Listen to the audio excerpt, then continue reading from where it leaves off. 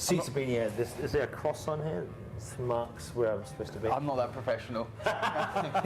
Jude Kereama. It's great. Is it? How do you pronounce it? It's Kereama. So we're going to study it. Okay, cool. Yeah. So Jude Kereama, it's great to have you up at Peru side for our On the Knife Edge podcast. Well, thank you for having me. And I mean, you've been on Great British Menu, James Martin, Saturday Kitchen, but I think this probably tops it all. So. It does. I don't want to say anything just in case they do here, but this is right up here. So. Yeah. It's got to be. It's amazing. And thank you very much for inviting me here. It's great to see where these knives come from. So yeah, I'm really impressed. Oh, good to hear. You kind of also look slightly demonic with the light coming out of your face. It's the real Jude coming out. Yeah. So angry chef. So yeah, I thought we'd get you on because I just want to hear. I'm sure everyone else does. Like your whole journey of how it all started for you. Kind of what inspired you to get into like chefing. So if you go way back. Where would you say it all started for you? Well, it's always about my mum, and I was very lucky to have. Excuse me. That's a chair. It was different the chair.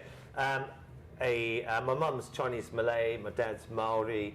So from there, I mean, the styles of food are always going to be quite different. And growing up in New Zealand, it was very definitely Western style food. So my mum had her Eastern style coming into a Western style community, and she just really brought her style of food to the neighbours. That's what we grew up on, and it was just amazing. So I realised from a very young age how lucky I was to have amazing food at home. So that's where it all started, and also.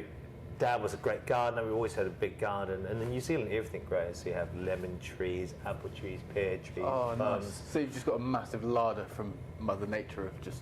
Yeah, exactly. And that's it. And we're very lucky. And I think one of my fondest memories of being a kid was I've got 4 other siblings. I'm the youngest of 5, and I remember losing another dirt throwing fight, and I was hiding from my brother, and I was lying in the garden. Waiting, and I remember just looking up at the sky with my head and hiding behind a strawberry patch and some peas, and I ate a strawberry, ate some peas, and that was the first time I realised how lucky I was. And I didn't realise anything about the seasons. I just knew there was just an abundance of vegetables and fruit around me, and I was like, it was just amazing. So I think my mum's got a lot to do with why I'm a chef. Yeah. Okay, and then how did you go from kind of experiencing all of that to then leading up to working in the kitchens? Did you do your standard, like go to college and all that? Or? Well, to be honest, I wasn't. I wasn't cut out to be a chef at first. I didn't think about chefing as a career. I was actually going to university. I was doing psychology and sociology, and I really, I've got to say, going to university, doing psychology and sociology was quite. I mean, it was great, but what I had to do to get some pocket money, I had to work in the local kitchens just to make some money. So I was a dish pig or a kitchen porter. Great. And that was my first experience. I think a lot of chefs get into cooking through doing dishes. And so I was 18 doing dishes, and in New Zealand, you couldn't actually go out drinking until you're 20 back then. So yeah, since the ancient times have now brought the age down to 18. And so it was the first time that I was treated like an adult.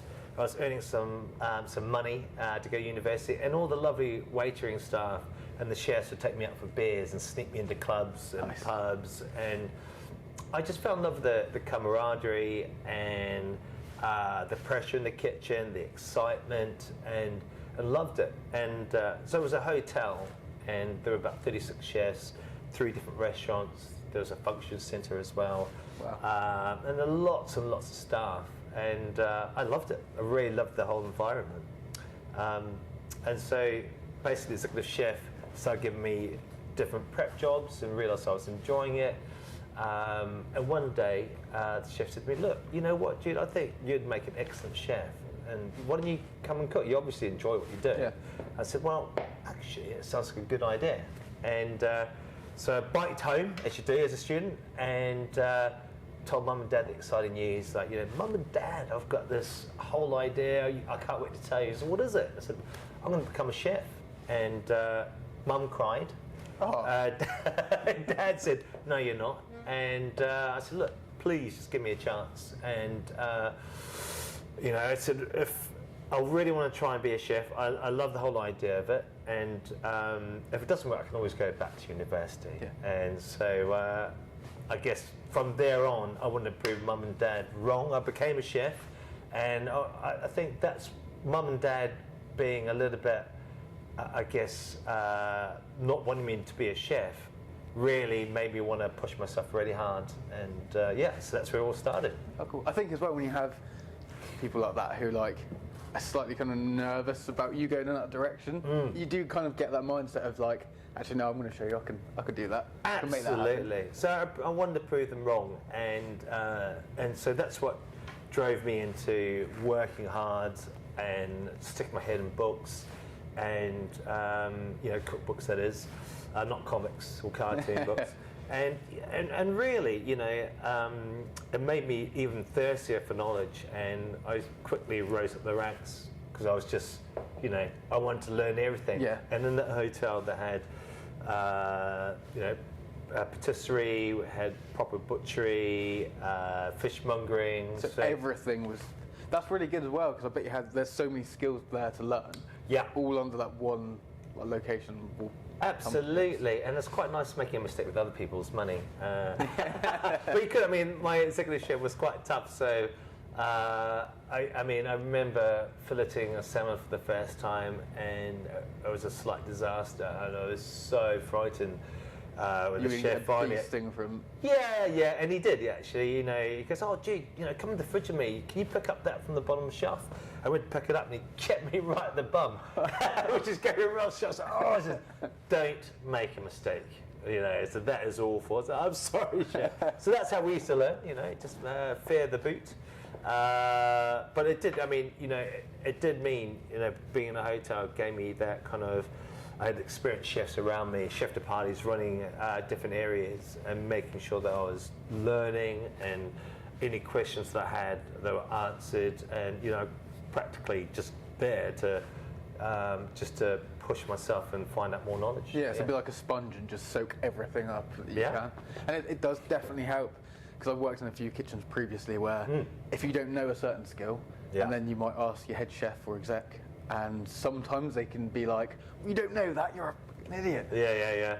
And then you get scared of asking them in the future of how to do certain things. But if you've got someone there who will take the time with you to be like, "Okay, I'll show you how to do it," and encourages you.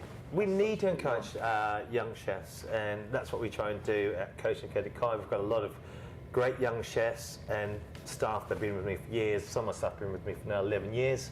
Wow. And there's such loyal group, and it's amazing. But you don't get loyalty for nothing. You've got to invest in them and listen to them, bring them on, and they all want challenges as well. Yeah. So it's all about listening to your staff, and so that's how I started. But I ended up being a young chef and moving on quickly into restaurants after the hotels. And then eventually became the sous chef of Simon Galt, who was New Zealand's best chef at that stage up in Auckland. And then the next place for me was travel.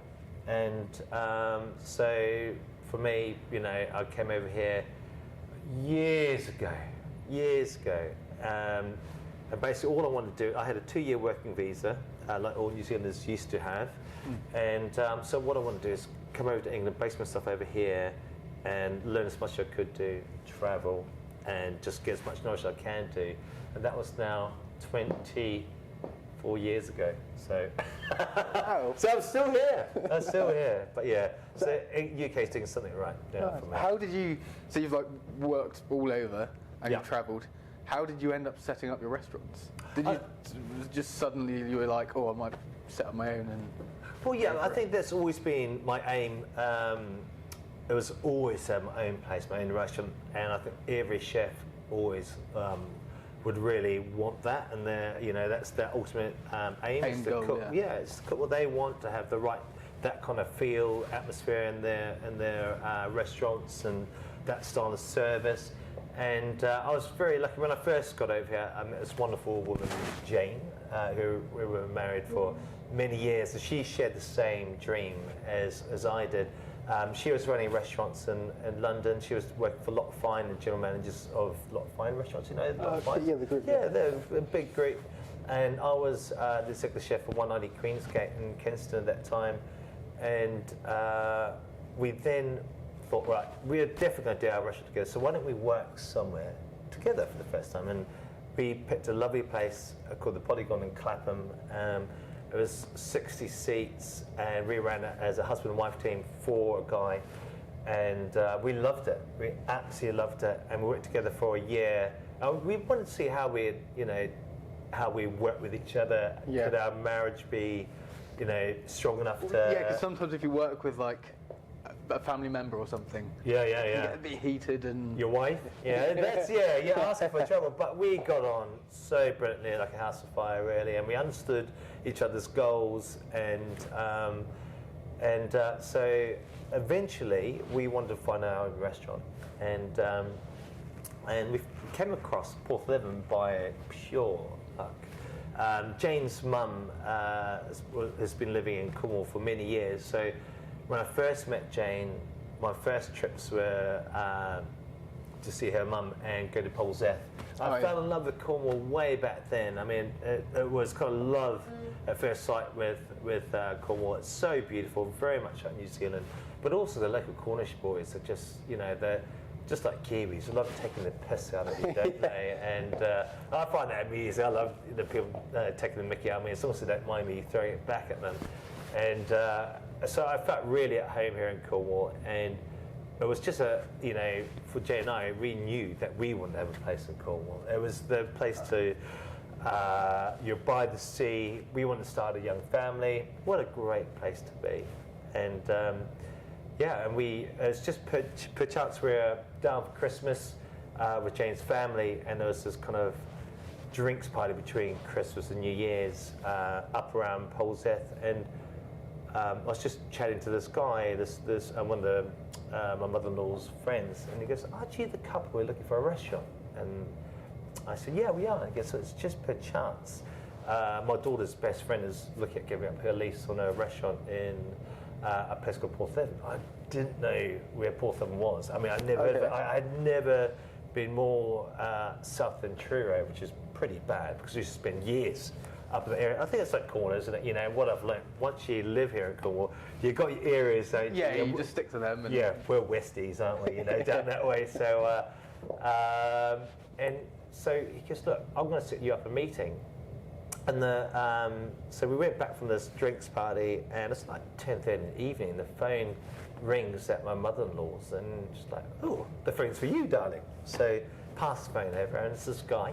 He goes, "Look, I've talked to my daughter, and she's talked to her friend, and she's around tomorrow. So why don't you go down to Porthleven tomorrow and and have a look at the place?" And I thought, "Whoa, this is a bit rushed." And so we jumped in the car the next morning, Jane and I, and we were driving down to Porthleven. And I said to Jane, "Look, we're North Cornish people. We don't want to be down south. It's not going to be. It's going to be really. We don't go too far west. We want to stay up here." And as we were coming down, I go, "Oh, actually, this looks really nice." And the fauna and all changes as you go between Truro and Falmouth. It all changes down there. It's amazing, isn't it? It is amazing. And then we got closer to Porthleven, and it's one of those days that actually the port was empty. It was peeing down with rain, and I fell in love with it there. I was like, "Wow, this is amazing." I mean, imagine how beautiful it is, on a day like this. I mean, as it is now, imagine what it'd be like on a gorgeous day. So we fell in love with the place, had the meeting, and we took the lease. Just like that? Well, it took us about a month of negotiating, as it does. We said we're going to take on that lease. So that was at the end of December, and by the time we first moved down and opened, it was late March. So it took us 2.5 months to rent out our house in London, move down, do all the exchanges. It was really, really rushed. Come down to Porthleven, move into a place and start a new business. And that was 19 years ago. And I remember one of the locals wanted to have a look at one of the menus, and he looks at the menu, goes, well, so what's a jalapeno? And I said, I knew it was going to be hard work from the start, but no one knew what a jalapeno was back then. So we just stuck to our guns and opened up the smokehouse, and we loved it. We loved the smokehouse. So you originally did smoked? Well, it wasn't just called the smokehouse. In fact, it was. We did have barbecues and actually did mussels, barbecued food, and all sorts of stuff, tapas, and it was really fun. So it was on the right-hand side of the harbour. It's now called Amelie's, but it was originally a smokehouse. It was a boathouse. You could see the shape of the building. It used to be a boathouse. Then they turned it into a smokehouse, and we inherited the name of smokehouse. I thought it was a great name. It was an old smokery. And it was super popular. It was brilliant. But we were leasing that, and then Kota, which was called Critchard's back then. A lovely couple, Steve and Joe Critchard. They approached us and said, "Look, we're ready to give up, this place, and it's on freehold. Why don't you give us an offer?" And Jay and I thought, well, if we're going to stay in the village, we might as well do somewhere that's freehold. And they accepted our offer, and that was it. And that was the birth of Kota. Oh wow! And Kota, Kota's the one, the kind of big long one. That's Kota Kai. So Kota's the one on the corner. Yeah, exactly. It's a beautiful position. You've got 3 rosettes, is it? Yeah, it's got 3 rosettes. Well, thank you very much. Yeah, I know. I did have to prompt you. Well done. You've been doing some research. So Kota's now been open for 16 years. Wow. On to its 17th year. And then we gave up the lease on the smokehouse, concentrated on Kota. Then eventually, 5 years later, we took over 5 years? Yes, we took over Kota Kai. So Kota Kai's been for 12 years now. It always feels like a new baby, but man, it's 12 years old. It's amazing. And since then, we've just had the 2 restaurants working side by side. And as you know, Kota's a little bit more fine dining, and Kota Kai's more family style. Yeah.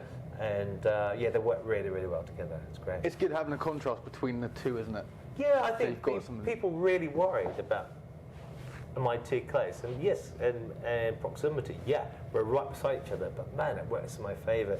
They're very, very different. Kota does tasting menus, and Kota Kai has a la carte with small plates. Kota Kai is just very approachable. It's more, it's fun. It's really buzzy. And then Kota's a touch more serious. I like to keep it quite buzzy as well.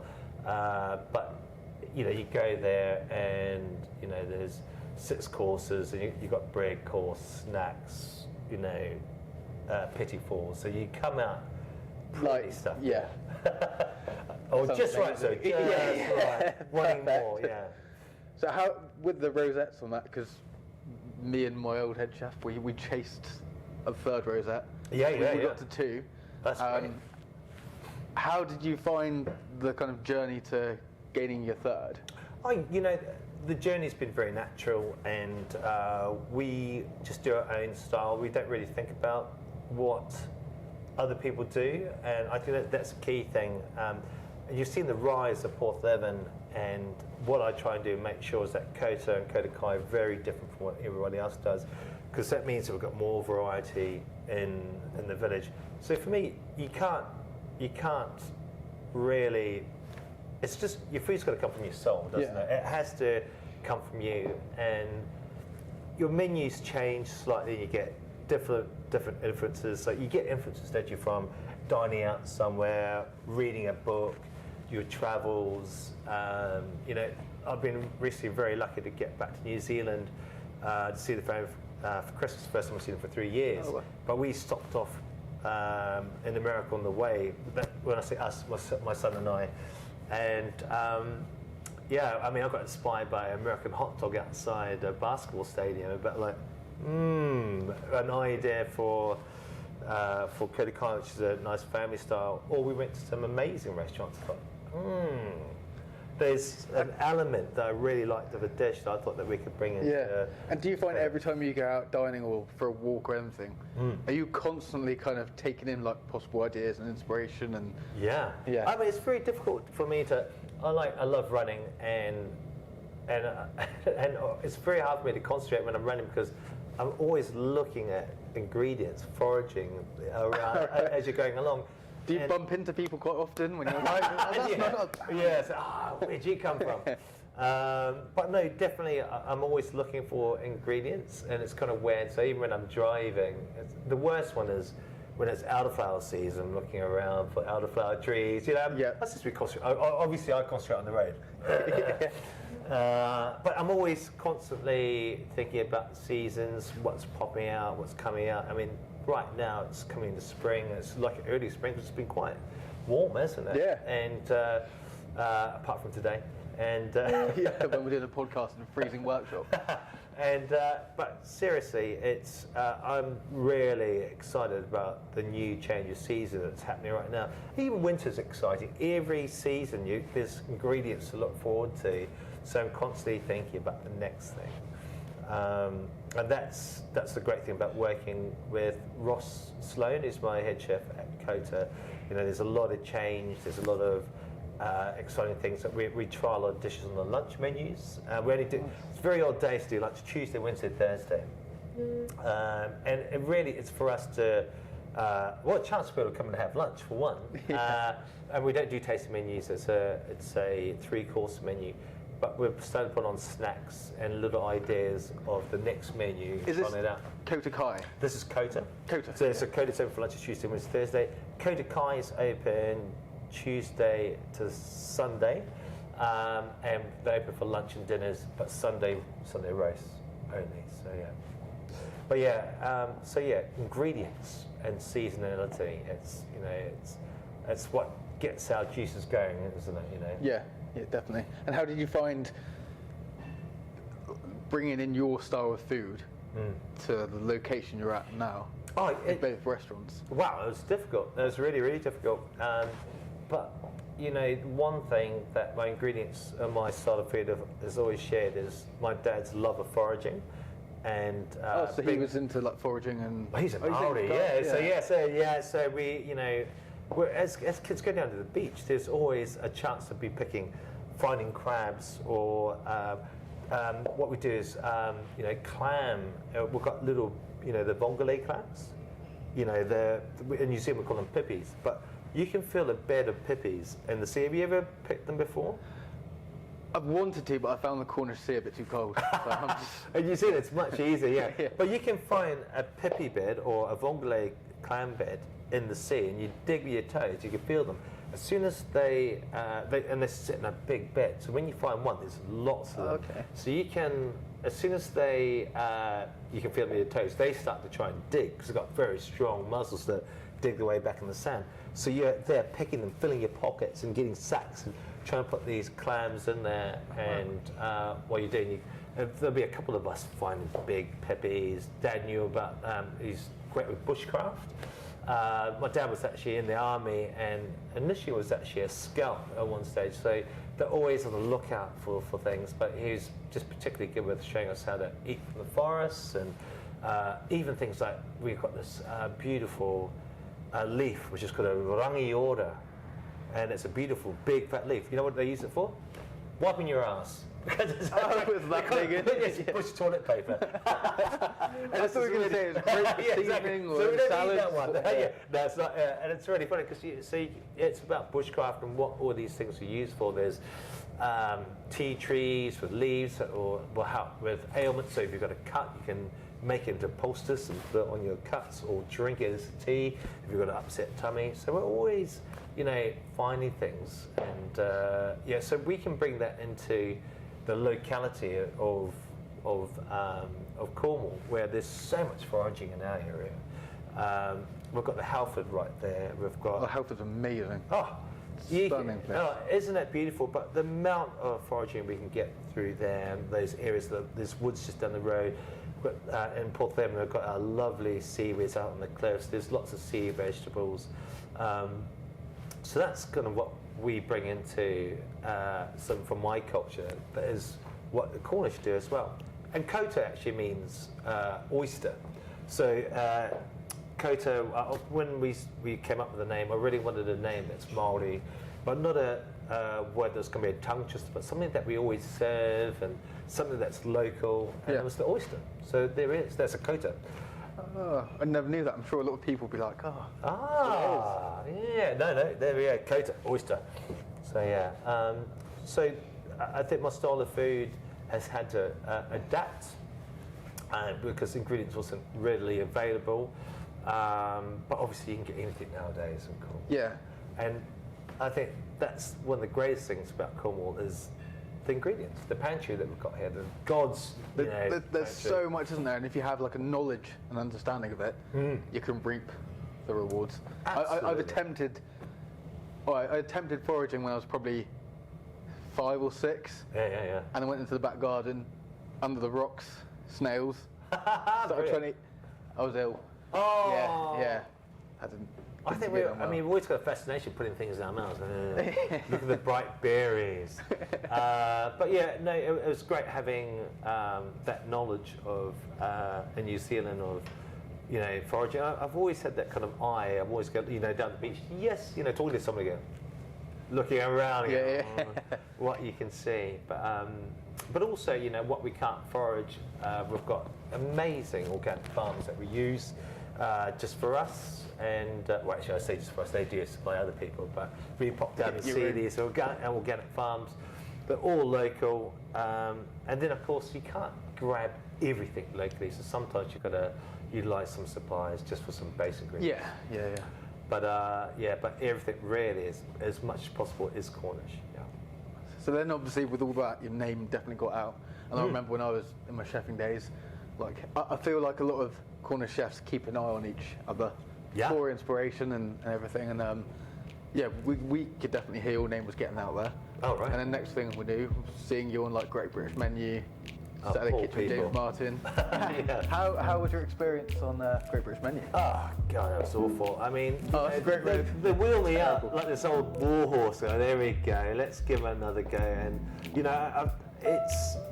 Great British Menu is one of those things. One of those competitions, which is, I think it's the hardest competition in cookery in the world. Maybe I think I say it because I've been on it. But it is really tough. It's the pressure that you put under. Your peers, you're cooking against the cameras, the judges. But gosh, it's really good for your soul. It's really good to exert yourself and push yourself as hard as you can. And I think that's what Great British Menu does for you. It's not about. To be honest, I didn't want to do it at all because I thought the idea of being on TV is awful. And it was my late wife that forced me to do it. So there was this one day I got this phone call and this guy called Sam from Great British Menu. He goes, "Do you mind can I talk to you for a bit?" He goes, "So yeah, what's this about?" He goes, "Well, we've been looking you up and we've been watching you and looking at what you've been doing and we thought that you'd be great on Great British Menu." I said, "Oh really?" I said, unimpressed. I was like, "Oh really?" I said, "Oh, I don't want to do that. That sounds awful." And he goes, "Well, what we could do is, all I do, why don't we do a little trial with you? It's just me and a camera and we'll come down and film you doing a dish and we'll just chat with you and just let's see how you go." I said, I kind of panicked. I said, "Yes, Sam, sorry, I'm a bit busy. Can I call you back in a second?" I put the phone down. I was like, F. I said, "I don't want to do this. This sounds bloody awful. Who wants to put themselves on camera?" But deep down, did you kind of think, but it could be quite good? No, I thought you were literally just absolutely, there's no way I would do it. So I found Jane. I said, "Look, honey, you wouldn't believe it. I just got this phone call from this guy from Great British Menu. They really want me to do it." And I don't want to do that. That's awful. She goes, "You will get back on that phone and you will call them up and say that you are going to do it because it's great for you. It's great for the business. Now get out there and do it." I was like, so that was a final word. Yeah, it was a final word. And I was like, and I thought, okay. It's just going to be one guy on the camera. I'm not going to get through anyway. So. Yeah. Doesn't matter. So this guy comes down and goes, "Right, yeah, cool. Just cook your thing, cook your dish." And just cooking away, chatting, and he would ask questions, and I go, oh, it was putting me off my step a little bit, so I was just cooking away and maybe think about a few things. And he goes, well, at the end of it, he goes, look, Jude, that was great. Look, I'll get back to you, see if you got through. And it's like, I'm not going to get through. Yes. Yes, I'm not going to get through that's yet. it now. I thought I'd better humour my wife and say, look, I did it. He just thought I wasn't good enough. Anyway, the bad news is he called back and goes, guess what? You've been picked. And so this is the date you're going to be doing it. And but yeah, it's an amazing experience. And if it wasn't for Jane, I would never have done it. But yeah, it is. It's really, really hard. It's brutal. I bet it's difficult because you're used to being in your kitchen. Yeah. Like you're used to your surroundings, but then when you're chucked into the kitchen at Great British Menu. Yeah. And from what I've heard, apparently you've got cameras constantly in your face. Yeah. Just. Oh yeah, you've got to tell them that. Get out of your way. But yeah, it is. You feel that pressure. Anything that you drop or anything you do, you feel like, oh God, the guy's going to be taking the mickey out of me when I get back to Porthleven. You think about that. The one thing is, when you're in Cornwall, you're a target. You got to get, that's what it's a bit of banter. I remember, it's this one Great British menu. Apparently, Richard Corrigan would have given me a 10, but he said the cat was just slightly under. He ate it coming up like this with his teeth. It wasn't even that hard. I was like, Richard, that was really harsh. Anyway, the next thing you know, there's mates, sending cans of carrots already cooked, and every time you go, make sure you cook your carrots. Yeah, not sure about your roast carrots, mate. And everywhere you go, and it's funny. It's the banter. It's really good fun. But that when you're on that camera, you are in the public's eye, and So you have to behave. Yeah, well, it's a double-edged sword. It's great if you do well. It'd be awful if you do badly, and some people have done really badly. Or if you had like a complete breakdown and started like swearing at everyone and. Yeah, there's been a few of those. Do you remember Johnny Mountain? Do you remember Johnny Mountain? I don't remember. I think Johnny Mountain was told by Marcus Waring that I think he got a 3 for a shot. So Johnny Mountain was from the Midlands, and he packed a sad and walked off and never came back. But yeah. He's famous for getting a 3, and there's some. I don't know if you can find the footage. He's probably bought all the rights and got rid of all the tapes. But Johnny, if you're watching this, I'm really sorry. But it's fabulous TV. So I'm going to go try and find that later. Dig that out. But yeah, so it is a double-edged sword. So yeah, you've got to be careful how it works. But yeah. So you did that, and then it was the second time you're on, wasn't it? You then got to the banquet, and you got. I think it's like the 10th time. I think. It was the 4th time. I did it 4 times. Wow. So I got beaten by Josh Eggleton twice. Well, he's not bad, is he? Which is a bit annoying. Where is he? Where was he from again? He's got the Pony and Trap, which is that's it. He's Mr. Bristol. He's got loads of places. Very talented. And then the 3rd time was Tom Brown. Oh yeah. So he beat me. So he was Nathan Attwell's kind of protege. Yeah. I mean, Tom's amazing. He's an incredible chef, and Cornerstone's been named since then.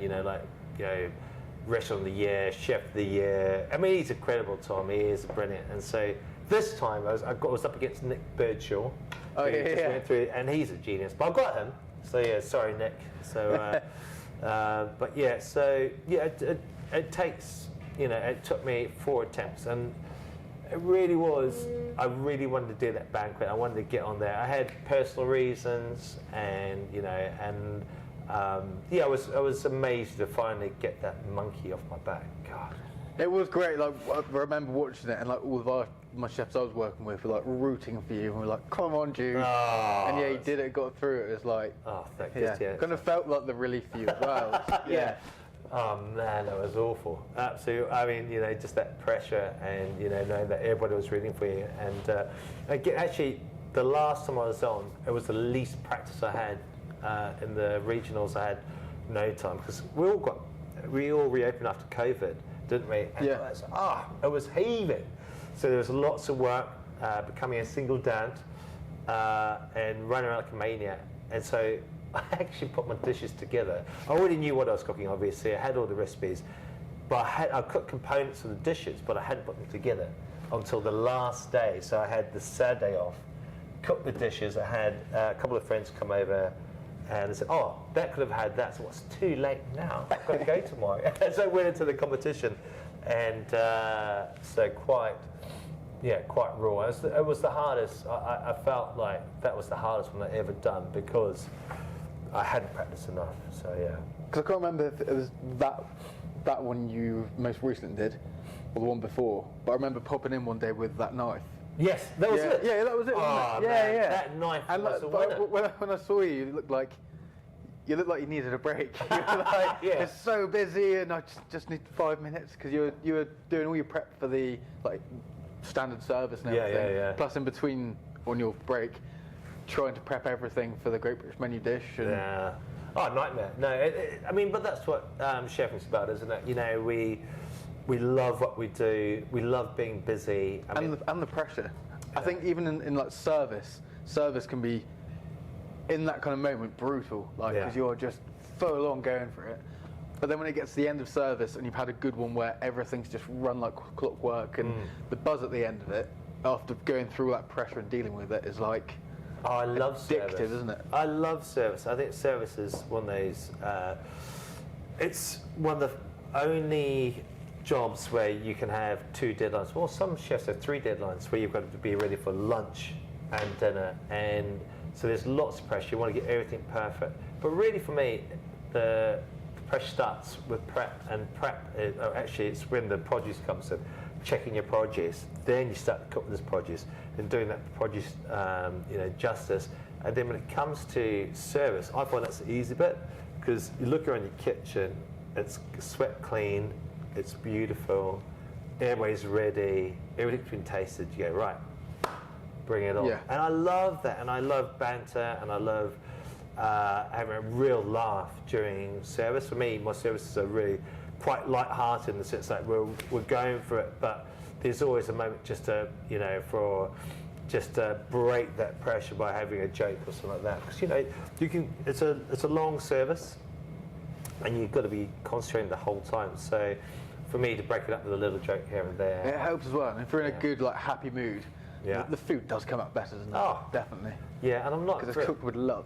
Yeah, it's cringy, but it's true. And I'm not a very stressed up person. I'm very relaxed in that kind of sense that I don't stress up for any. Well, I'm always seem to be prepared and ready to hit service, and it's fun for me. I love it. I'm truly lucky to have found this trade where what I said to my son is that I've found a job that I truly love, and I enjoy going to work. I have a smile on my face. There's always something different to learn. I mean, you're never going to know everything about food, are you? Yeah, it's so much to learn. And when you've got a job like that, or you're doing something you enjoy, it doesn't feel like work, does it? Oh, I mean, it's hard graft sometimes, but it doesn't feel like a job in a sense. Like every job, there's always going to be a bad day or and great days. But for us, we have mainly great days. Very rare we have an off day, and that's how I like to make sure my restaurants they're running, so they're organised. There's camaraderie. Everybody looks after each other. Everybody gets well fed. Everybody has a beer after work and has a chat and a laugh, and trying to make it feel like, because people spend so much time at work. It's really nice to have that kind of family feel, and everyone gets on really well with each other. So if there is a bit of friction, I make sure that's cut out straight away. And, it's so much better to do that instead of just leaving it to fester. Yeah. I never fester. I get off my chest straight away. I know what I do. It doesn't last long. And all joking aside, and yes, I am. I love having fun and light-hearted services, but there's got to be times when I'm hard on people as well. Some people need a kick in the arse here and there, but mainly they just need a beer. A quick pint and exactly. You're right. It's all over after that. Yeah, no, it's all good. So you've done all that, and then you've seen quite a few times now. Have you done James Martin's kitchen? Thank you, James. Again, if you watch this, James, thank you, and it's great. I mean, he's such a great guy, and he comes. I've never met him, but he comes across as like a lot of fun, and he is a lot of fun, and he's incredibly busy. You think I'm busy. He's a madman. I don't know how he does everything, but I think a good sign of what somebody's like is when you talk to his team around him, his production crew.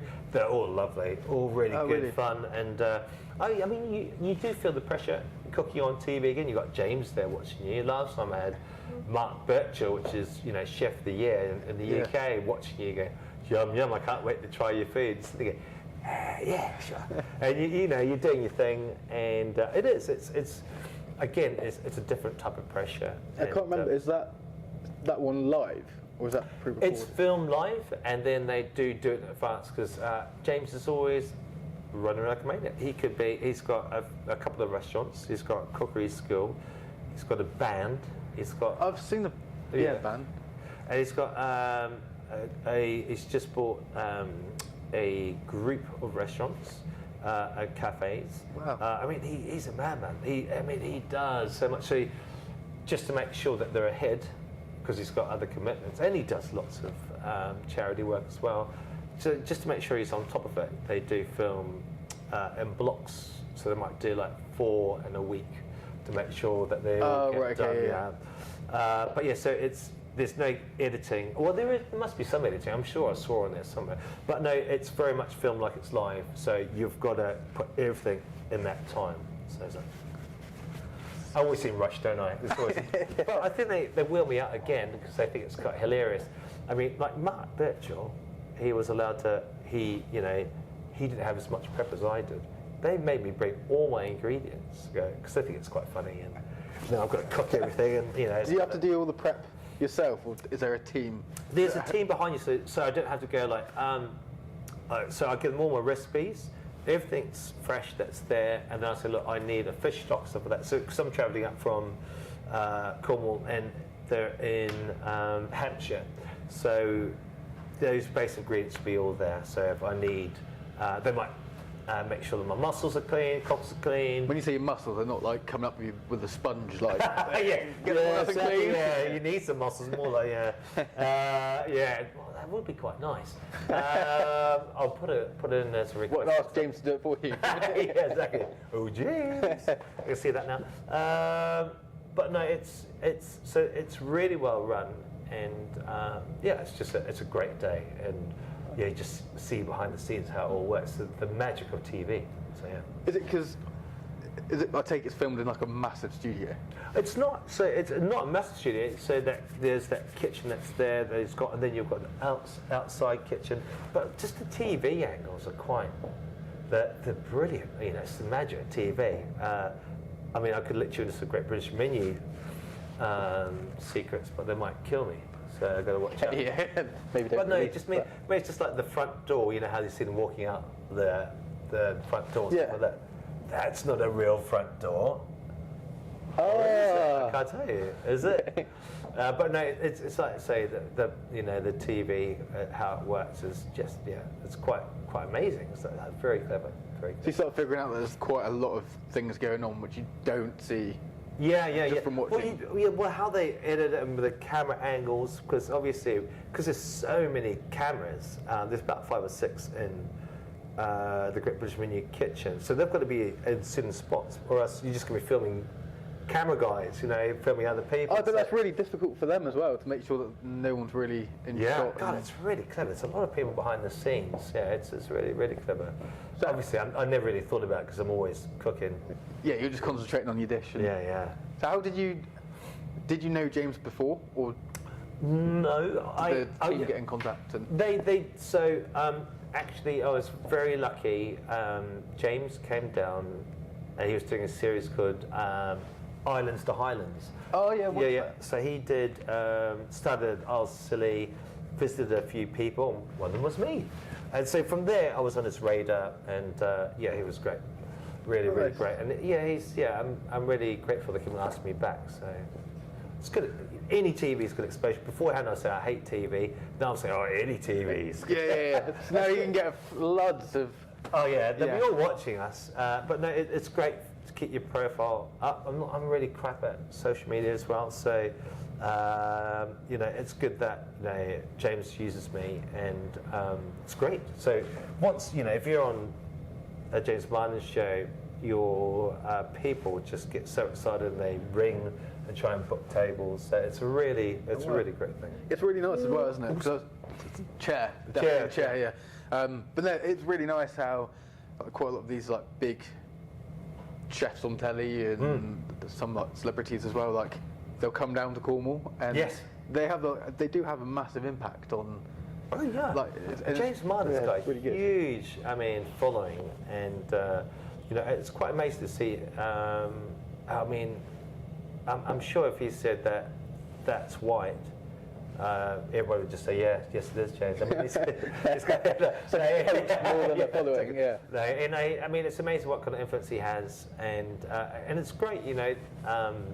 He's just a great character to be around as well, and to have so much energy every day. Yeah, it's ridiculous. Yeah, I don't know how he does that. I'm lucky I've got a cafe next to me, so I can just have coffee. Constantly to keep me going. Yeah, no, we all need a bit of coffee here and there, but yeah, it's amazing. Yeah. Nice. So, do you have any other things happening this year? I know you're doing you were talking to me earlier about a huge list of different activities and events. There's loads of stuff happening. There's lots of charity work. But one of the most exciting things, obviously, charity work is very exciting. Don't get me wrong, we do dinners. They get me to jump out of planes. All sorts of crazy stuff, all for charity, of course. But it's the Porthleven Food Festival coming up in April. It's April 21st to 23rd. And we've got some of the most amazing chefs coming to see us, and hopefully we'll have some of your knives to display. Oh yeah, which would be absolutely brilliant. But so we've got it's a fantastic weekend of chefs, feasts, music, and there's so much going on for all the families, and it's free. So you've got circus tents, you've got food tents, chef tents. It's just going to be brilliant. I'm really, really excited about this year. What sort of chefs have you got? Really good chefs. So we've got some, we've got Tom Barnes from Longcloon, who is, Longcloon, it's the #1 restaurant in the UK right now. He's their head chef. He's a great guy. So he's coming down. James Knappett, who had Bubble Dogs, 2 stars. And now he has a new venture. I will remember it in a minute. There's Josh Eggleton, there's Mr. Bristow, there's Adam Handling, there's Emily Scott, Stefan DeLorme, from Andy Rick Steins. Tuck, Mick Smith from Porthleven. So we've basically got Bruce Reddy. They've got all of the best chefs in Cornwall, plus some outside stars. And it's the best lineup we've ever had. So we're really super excited. Yeah, we'll try, if I can work out how to do it, I'll try and leave a link to the ticket. Yeah. Well, just some advertising for the Porthleven Food Festival. It's the first festival of the season. We purposely put it at the start, so it's not clashing with anybody else. It's now been going for 12 years. It was my silly idea. You kind of came up with a... Well, we're trying to work out ways of how to draw business into Porthleven, and so we had this small businesses or Porthleven meeting. It was our first meeting, and I said, "How are we going to do it?" So, why don't we have a food festival? One of my mates, Di, said, "Look, why don't we have a music festival?" I said, "Why don't we have a food and music festival?" And so that was the end of the business meeting, because we all came up with the idea, and then we started with the Porthleven Food Festival Committee, and it's just got stronger and stronger every year. And we must get up to, for the whole weekend, we must have up to 60 to 70,000 people there for the whole weekend. Wow! Oh, it's madness. So you've done an amazing job, like drawing people in, and word clearly spread. Yeah, it's a real spectacle, the food festival, and this is the first year that for many years we're going to do it where we haven't had COVID or any restrictions, pending. And last year we didn't have any restrictions, but we didn't know if it was touch and go whether we were going to have restrictions. So this is the first one where we've actually had proper planning for 5 year,s and we're super excited. And there's some great stuff. The feasts are going to be good. We're doing some feasts and some marquees. I've got a grape and grain night, which is, I don't know if you've heard of that. It's sharp spear and one of my suppliers, and Not Sure Wines. So we're going to be doing a tasting menu with grain versus grape. which would be quite fun. That sounds amazing. So And much like fun. it can slightly get out of hand.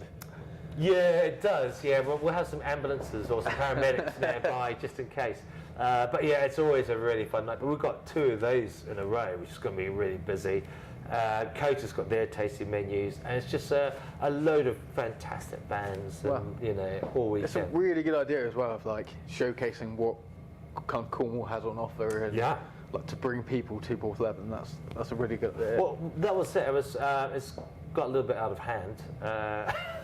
So I take it started off like you were thinking more just, you know, a few people from Cornwall and a bit of a shindig, and now it's just gone.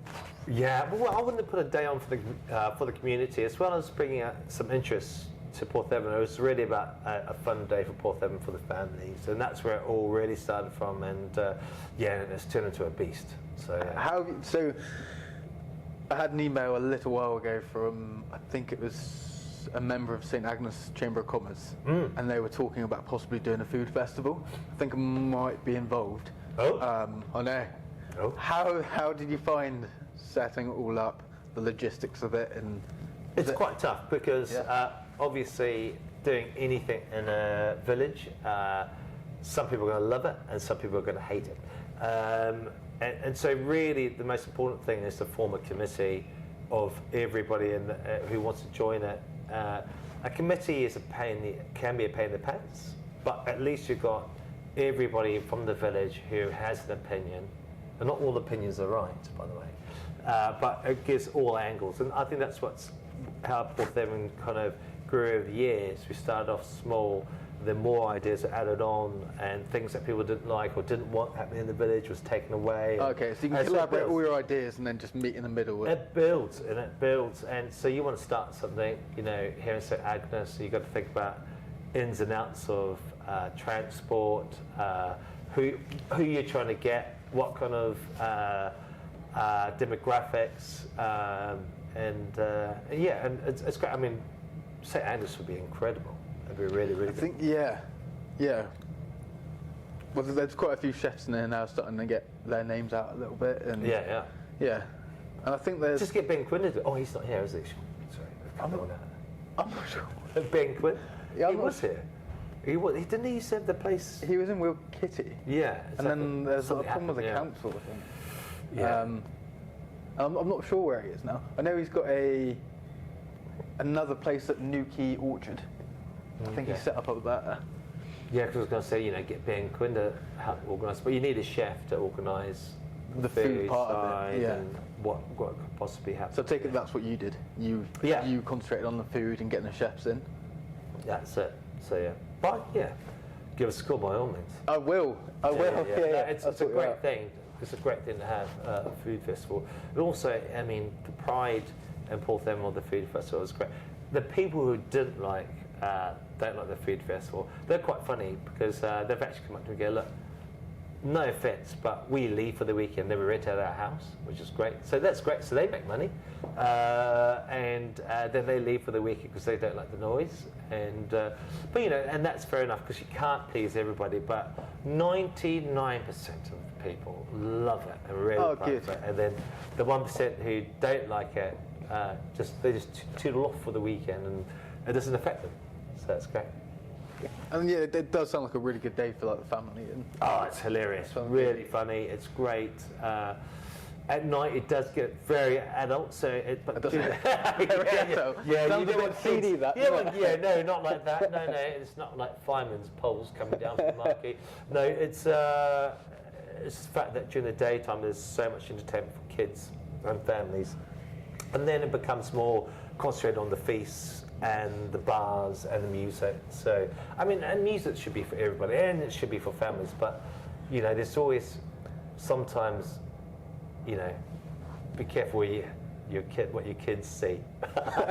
You always see a whole bunch of drunken adults dancing like idiots. So yeah, so there'll probably be lots of those, including yourself. No comment. Cool. Cool. So that's everything about the kind of Porthleven Food Festival. And then one question for you. Oh yeah. This is a really deep question. Oh. It's not as quite a generic question that's probably asked on a lot of podcasts. Oh yeah. If you had to have 5 essentials in your kitchen, what would they be? You don't have to say a Perusa knife, even though I know that's true. It is true. But number one for me is an excellent knife. It is, apart from your brain, of course, the sharpest tool in the box. So yeah, definitely an amazing knife. Just having a brilliant knife adds all your precision, the perfect edges, everything that you need to do your prep. I mean, it's all about the prep, how you treat as you mentioned earlier. And if you've got your prep ready, then the performance isn't going to be piss poor. Yeah, exactly. So we're going back to number 2, sharp knife. But it is. So knives are number one. Beautiful knives, and for anybody who wants to start off in chefing, that is the key. Having brilliant knives, especially a particular brand. And then after that, oh god, it's difficult. I always say microplane. I love a microplane. Oh yeah, they're good. They're really good for zesting things on top of your during service, zesting everything, parmesan, garlic, ginger. I love a microplane. They're so good, aren't they? And they're not expensive. They're like, what, 15, 20 quid? Yeah, something like that. Depends who you are. No, just joking. Yeah, about that. Pans, good pans, quality pans. With pans, because I've always found if you've got like a thick, chunky base, they're so much better than those thin ones. Oh yeah, you thin need pans, you just burn. Heavy you base can't pan. Control the heat. Yeah, that's it. And for me, a heavy base pan on a medium heat every time. I don't cook with many flames unless I've got my little Conroe grill out. Flames for me mean trouble in my kitchens. So what have you got? Have you got induction? Or I've got a mix of induction and gas, but I think for me flames, not everything should be flamed unless it should be barbecued or grilled.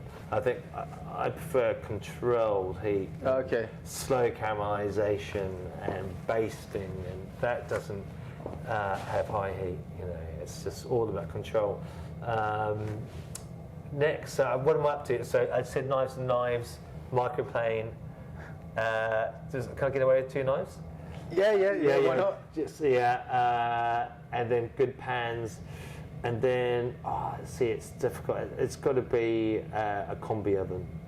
I love my combi oven.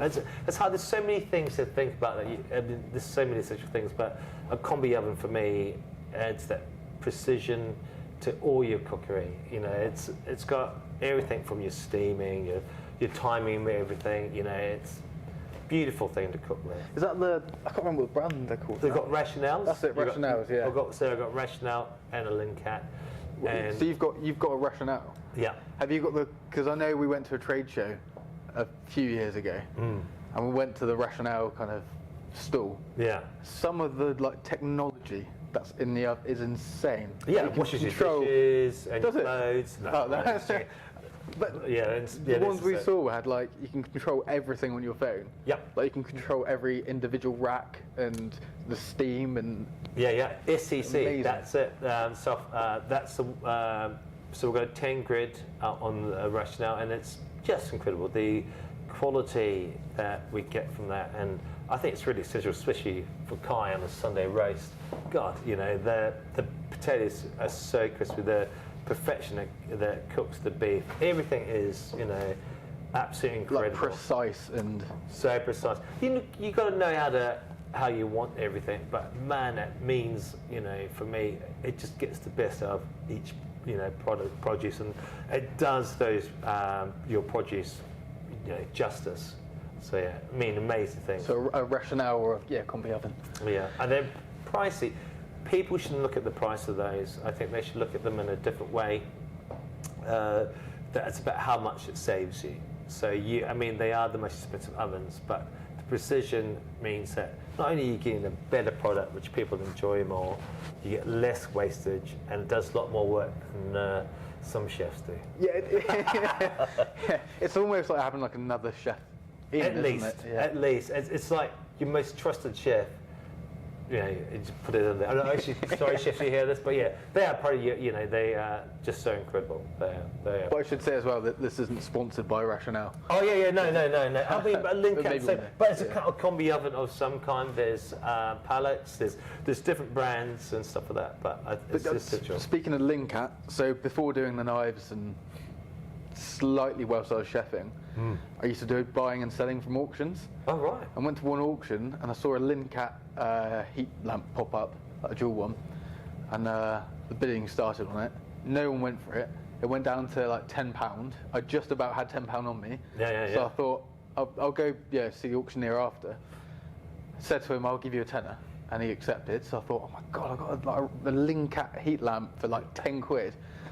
And then at that point, I was a bit like Del Boy, a bit of a wheeler dealer. yeah. So I put it up on Facebook, and I think we sold it for about 250 or something. So I was thinking, yes, that's I would have bought that. Quid's in. And then and we tested it at home, and it was working fine. Dropped it over to this restaurant, and then they called us up like a few days later and said, when they turned it on, it somehow tripped out all the electric in the restaurant. Wow. So that was awkward. So, yeah, we had to deal with that. Did you change your phone number then? Yeah, just chucked my phone away and left them with that. No, but I think it's there are other. I love my Thermomix. Thermomix is amazing as well. Again, it's another chef. So I've got nobody in my kitchen now. So it's just my machine. Chef Rationale, Chef Thermomix. But yeah, there are and Vitamix blenders as well. So I forget when I was looking at my trolley of goodness of all my toys in my head and thinking, oh yeah, there's actually quite a lot of things. But when you start thinking about it, that list kind of grows, doesn't it? There's a lot of things. I mean, I think they're the essentials. The Thermomix is brilliant, like you're saying. You can pop it on again, pop in a recipe, and Bob's junk. But we don't really put. I mean, things just sitting gels and stuff like that. Whacking it on, putting it up to 90 degrees, putting it up for 2 minutes, then pouring into a container. Whereas you used to stand over, your boiling gels and get your egg with your whiskey in it. It's like 2 minutes, but you say boop and walk off. Yeah, it's done. And you can program them as well, can't you? Yeah, you can. But yeah, for me, it's about saving time. And then, if you were to give advice to a potential young chef or I'll give lots of advice. Is it good? No, it's not good. What would it be? What kind of something you stick by that keeps you driving forward? It's difficult, isn't it? Oh. I don't know what you've done. You've somehow adjusted your life. That's all right. We'll leave it. We'll leave it like that. I think for any young chef, buy good knives that particularly good knives. Always buy good knives, because that is half your job. That's the thing that you should always be looking at. Putting some money into your knives and looking after them. It's hard. There's so many things. You've got to stay driven. You've got to be hungry for knowledge. Don't be afraid to put hours in. And it doesn't matter what career you have. You've got to put those hours in. A banker just doesn't. It's not going to be a banker unless he really breaks it back on the hours and proves himself. It's the same as being a chef. It doesn't matter where you are. So don't be afraid to do extra. You need to forge ahead in any career. You've got to put in those extra hours, and you've got to show that you're more hungrier than anybody else, and that's why you deserve the position. That's why you want to gain that knowledge. So stay hungry and don't be afraid of hard work, because it all pays off. That's the thing. I think you have to concentrate more on soaking in like a load of knowledge and putting in the hours. Yeah. Over time, like success will start kind of growing, or what your idea of success is. It will start. You've got to do an apprenticeship, and as an apprenticeship, you've got to work for as good a chef that you can find within your area, and then build, and then go find another chef in a different area once you start getting some money behind you. And don't be afraid to be not earning all that money that you can see other people earning. Sometimes it's better to take a lesser paid job in a better restaurant than to take a higher paid job. in a job that has no scope and nowhere to lead on to, you won't learn as much because it's very short-sighted. Because once you've learned from amazing chefs, you will have the best harvest. You will understand flavour. You will understand technique. Exactly, because you could go into like almost the wrong kitchen where you might be there for years and years, but you might not know that you're learning those wrong techniques and the almost theory behind it. So There are, and there are not. The techniques are all very different, you're saying, and it's all about learning different styles from different chefs and then creating your own technique and your own style. yeah, like once you get the foundations of Yeah, and that's it. You just need to work in good places, and don't be afraid of the hard way. It's all about that hard grit, working hard. I think as well, there's quite a lot of like chefs I've spoken to, like quite well-known chefs, and and I kind of wish I did this when I was in the industry, is gone to those chefs and said, would you mind if I worked like for free or something, like one day a week, just to soak in and just to learn? Yeah. 'Cause obviously that's really good for them because they get an extra pair of hands, and then you're getting knowledge from some of the best in the industry. Absolutely. So that's definitely worth doing. Doing a starch, great idea, and it's. I think a lot of people that get time off, if you're really that hungry when you're a young chef, when you have your holidays, go do a starch somewhere, go learn something. Yeah. Go, because the more you learn, the higher the rank, you come up in cookery, then you start earning the real money. When you start having your own place, that's when the money will start coming. So it's about getting there as quick as you can. Learn as much as you can. That is great advice. Well, who knows? And as you're I wish I took that advice. yeah. And as you're here at Brewster, Yes. we're going to have to let you play with some fire. So the forge is probably up to about 1,000 degrees now. All right. So we head over there, and hopefully none of us gets burnt or ends up in A&E. Yeah. That'd be really helpful. But yeah, that'd be amazing. I can't wait. That'd be great. Right, let's go.